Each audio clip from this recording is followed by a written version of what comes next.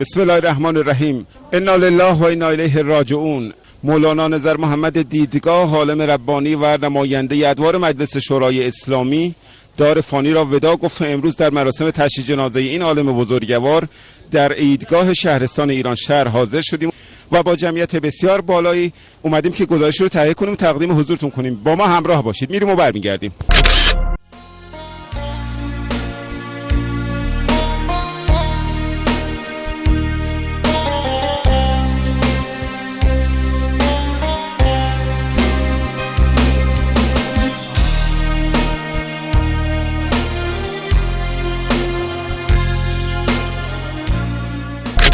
مولانا دیدگاه علاوه بر اون جایگاه روحانیت معززی که بودن، یک سیاستمدار خیلی مطرح و سخنور در نمایندگی، در کسوت نمایندگی مجلس بودن. در این مورد اگر چنانچه صحبتی هست برای ما بفرمایید. حضرت مولانا دیدگاه اولین نماینده مردم ایران شهر و حوزه انتخابی در مجلس شورای اسلامی بودند.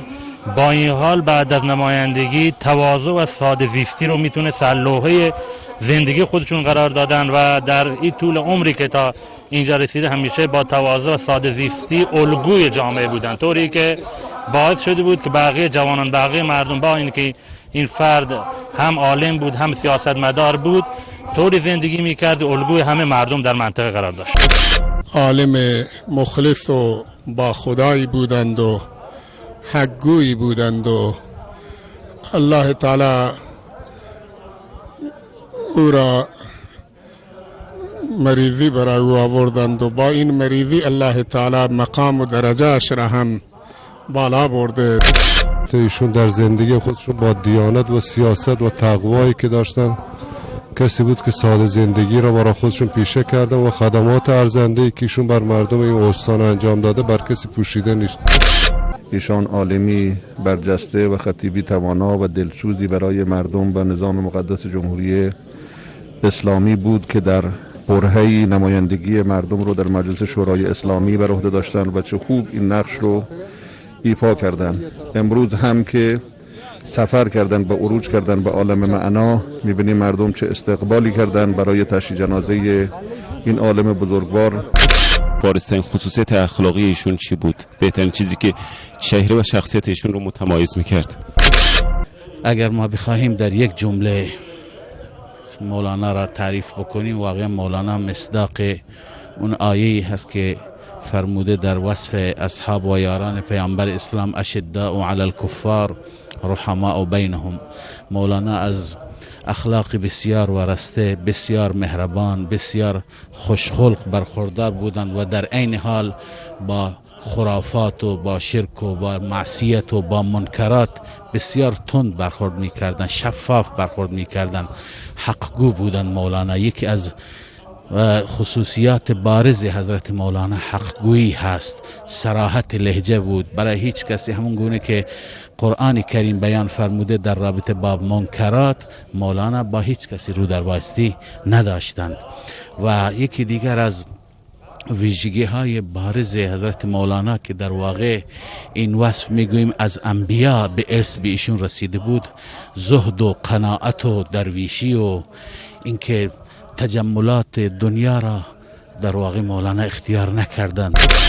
جاودانه خواهد بود نام مولانا دیدگاه در تارگ شهرستان ایران شهر و کل استان ما، به خاطر زحمت هایی کشیده بود، به خاطر مردمداریش در سن و سالی که داشت. این سالهای اخیر باز هم به فکر مردم بود و تمام روزها و ساعتهای زندگیش مجاهدت برای رفاه مردم. من که نماینده مردم بودم، بارها به سراغشون رفتم. تمام مشاوره و نصیحت این بزرگوار برای مردم بود و تمام نصیحتی که به ما میکردند، کاری هم که انجام میدهیم برای رضای خدا و حق و حقوق مردم باشه. این بنده خدا یک انسان زاهدی بودند، یک انسانی بودند که زندگی بسیار ساده‌ای داشتند، حق‌گو بودند، صلح‌جو بودند و متقی بودند در مسائل مردم، در اختلافات مردم. ایشون یک در صلح سازش‌ها یک نقش بسزایی داشت، ورود پیدا می‌کرد. واقعا با تقوا بود. خوبیش همین بود که اصلاً به طور کلی مسائل ظاهر زینتی را قبول نمی کرد. مخلص بود در لباس، در خوراک. عالم بسیار بزرگی بود.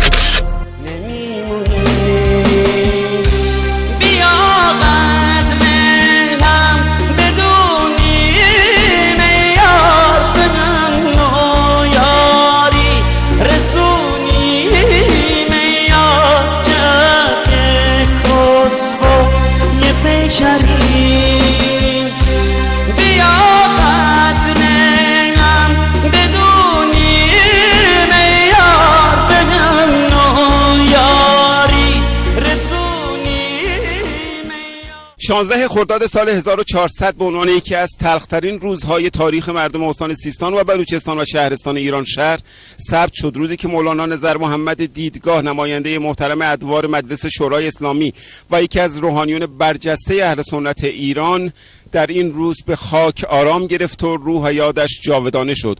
هر جا که هستید امیدوارم که از دیدن این گزارش ما استفاده کافی رو برده باشید و مورد پسندتون قرار گرفته باشه. روز و روزگار بر شما خوش. خدا یار و یاور و نگهدارتون.